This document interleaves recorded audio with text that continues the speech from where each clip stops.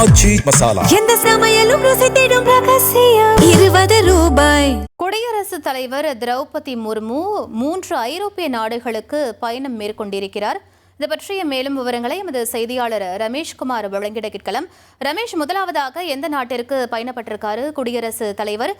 அது தொடர்பான விவரங்களை பதிவு பண்ணுங்க.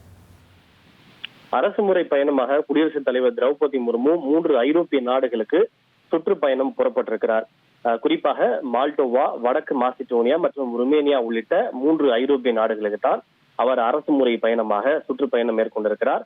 இந்த 3 ஐரோப்பிய நாடுகளுக்கு இந்திய குடியரசுத் தலைவர் ஒருவர் சுற்றுப்பயணம் மேற்கொள்வது இதுவே முதன்முறை என்பது குறிப்பிடத்தக்கது. அந்த வகையில் இந்த பயணம் வரலாற்று சிறப்புமிக்க முக்கியத்துவம் வாய்ந்த ஒரு பயணமாக அமைய இருக்கிறது.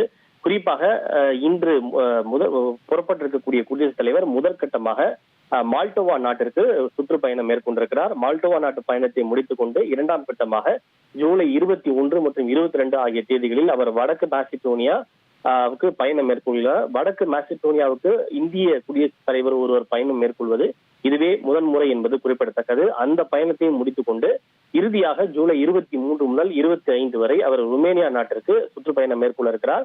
கடந்த 30 ஆண்டுகளில் நீண்ட இடைவெளிக்கு பிறகு ருமேனியா நாட்டிற்கு பயணம் மேற்கொள்கின்ற முதல் குடியரசுத் தலைவர் திரௌபதி முர்மு என்பது குறிப்பிடத்தக்கது. 3 நாடுகளுடனான இந்தியாவினுடைய இருதரப்பு உறவுகள், வர்த்தகம் மற்றும் தூதரக ரீதியிலான தொடர்புகளை பலப்படுத்தும் நோக்கில் குடியரசுத் தலைவருடைய இந்த ஐரோப்பிய பயணம் அமைய இருப்பது குறிப்பிடத்தக்கது. விவரங்களுக்கு நன்றி ரமேஷ். குடியரசுத் தலைவர் திரௌபதி முர்மு 3 ஐரோப்பிய நாடுகளுக்கு பயணம் மேற்கொண்டிருக்கிறார். மால்டோவா, வடக்கு மாசிடோனியா மற்றும் ருமேனியா நாடுகளுக்கு அவர் பயணம் மேற்கொள்கிறார். அது தொடர்பான முக்கிய செய்தியை நாம் பார்த்தோம். குடியரசுத் தலைவர் திரௌபதி முர்மு 3 ஐரோப்பிய நாடுகளுக்கு தற்போது பயணம் மேற்கொள்கிறார்.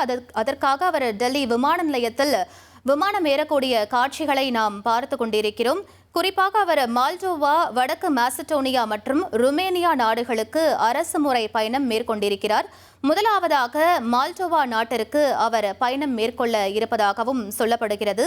டெல்லியிலிருந்து அவர் புறப்பட்டு தற்போது விமான நிலையத்தை வந்தடைந்திருக்கிறார். அங்கிருந்து தற்போது மால்டோவா நாட்டிற்கு அவர் பயணப்பட இருக்கிறார். அது தொடர்பான காட்சிகளை நாம் பார்த்து கொண்டிருக்கிறோம். ஆச்சி மசாலா எந்த சமையலும் ருசி தேடும் ரகசியம் 20 ரூபாய்.